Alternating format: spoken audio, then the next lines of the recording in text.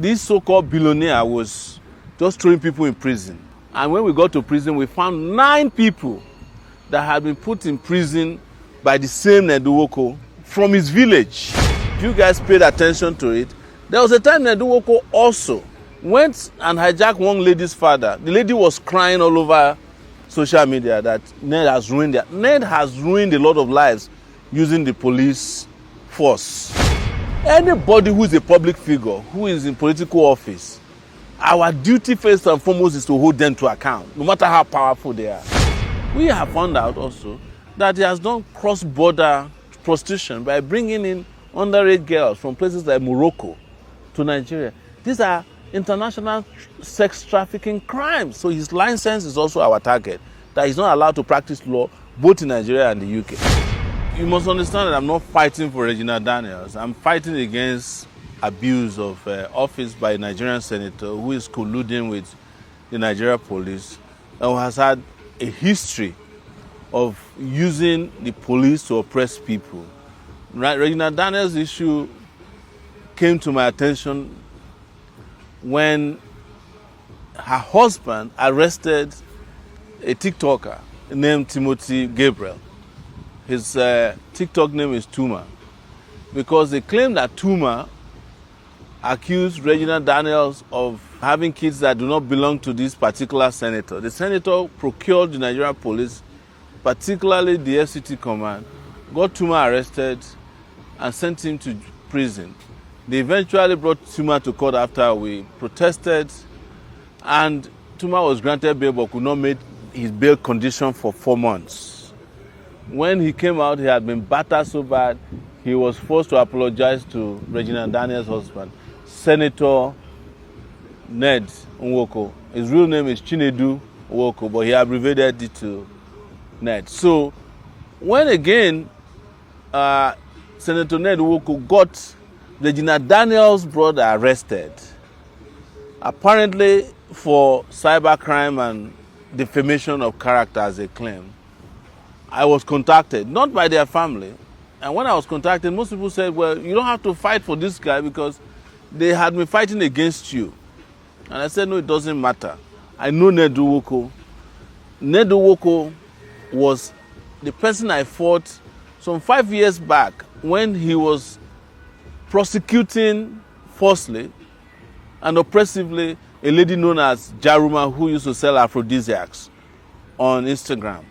So I heard about Jaruma, never met Jaruma before, but I felt it strange that this so-called billionaire was just throwing people in prison. In 2021, I was also arrested. That time not by Ned Nwoko, but I was arrested by the Nigerian police, accused of doing a protest on New Year's Eve. And when we got to prison, we found 9 people that had been put in prison by the same Ned Nwoko from his village, because they said when young people were fighting against him for stealing their land to set up what is now known as his sports university. We fought and helped these guys to get out. Later on, if you guys paid attention to it, there was a time Ned Nwoko also went and hijacked one lady's father. The lady was crying all over social media that Ned has ruined a lot of lives using the police force and using his power. And one thing people must know in Nigeria is that anybody who is a public figure, who is in political office, our duty first and foremost is to hold them to account, no matter how powerful they are. And when I heard that Ned had pounced on his in-laws, I immediately got involved in it.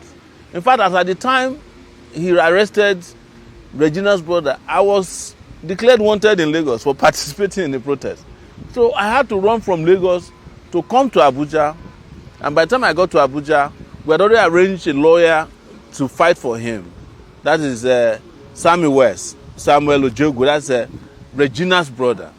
And we were able to get him freed on Monday after spending about 3 nights in detention in an unjust and unlawful and illegal manner.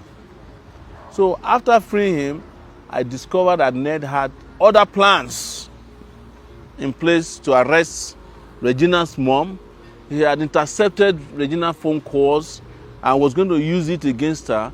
He was planning to reveal and release her private chats and private parts in the open. And as someone who is an advocate for respect for human rights and dignity, there's no way I can sit back, even when so many people will say, well, why would you care about a girl who was part of the oppressive system that you've been fighting against? Well, I don't care about Jews or Gentiles. I fight for human rights regardless of whether you support me or not.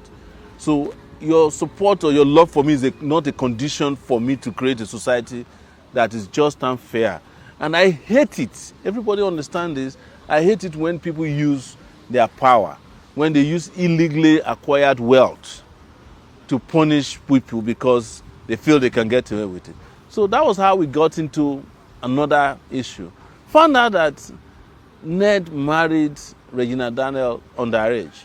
Now, you must understand that Nigeria is a signatory to a lot of international instruments that opposes sexual trafficking, all right, and messing with underage girls. You cannot marry an underage girl because there's a Child Rights Protection Act in this country that forbids, powerful people from using their position to marry, whether you are powerful or not. You don't have a right to marry somebody who has not reached the age of consent. Even when their parents say, come and take the person. You procure the passport, it's available, you can see it.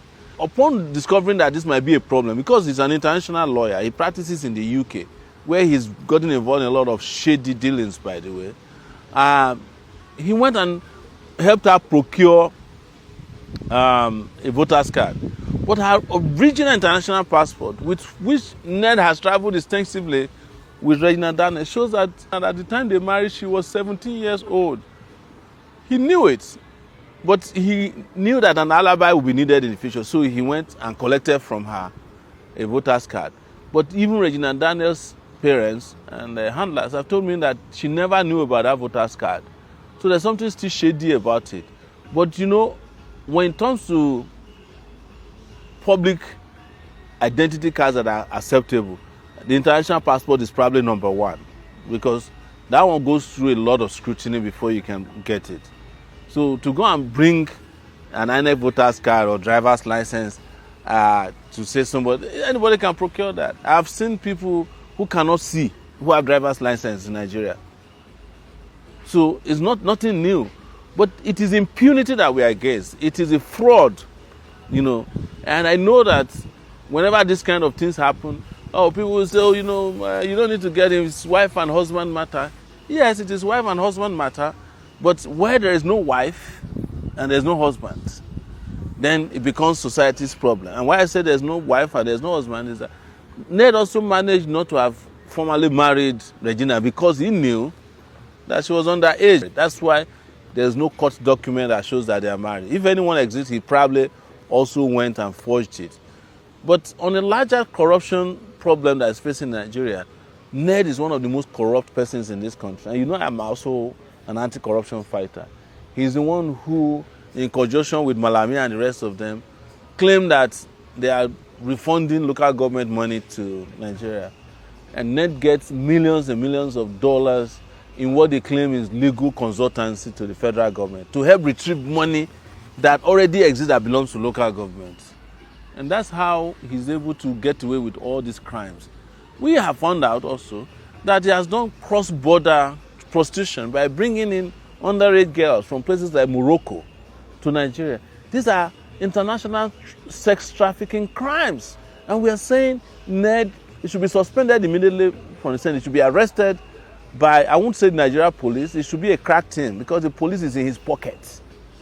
And his trial should commence. And also, we are going to start processing in the UK for Ned to be arrested and also extradited to the UK for crimes that he committed, including someone who is in the UK, who is a practicing lawyer in the UK, engaging in unethical practices. You are not allowed to do that. So his license is also our target, that he's not allowed to practice law both in Nigeria and the UK. I know that when you guys hear this, you may not understand. It's a fight that we must take to sanitize our country so that criminals like Ned will not be a senator in this country. And until Nigeria gets to that point, Nigeria is not going to get better. It doesn't matter how much they give you or they convince you that this is husband and wife matter. It doesn't matter how much you pay bloggers. We are always going to stand for what is just and what is right, and that's why I'm opposed to Nwoko. Some of you may not have heard, but I will disclose, he also got me arrested in 2021 because I was fighting for Jaruma. And he was involved in another fraud because he has an NGO that he claims is eradicating mosquitoes in Nigeria. And what I used in puncturing his lie was that I said to him, you want to eradicate mosquitoes in Nigeria, but there are mosquitoes in your compound in Abuja. And I found out while I was doing that case with him that he has the media in his pocket. There's a lot of these media guys who are working for him. And also, Ned has got huge amount of support from the Nigeria police. They go to his house to eat every day, policemen in Nigeria. Shame on our Nigeria police for having sold the police force for free.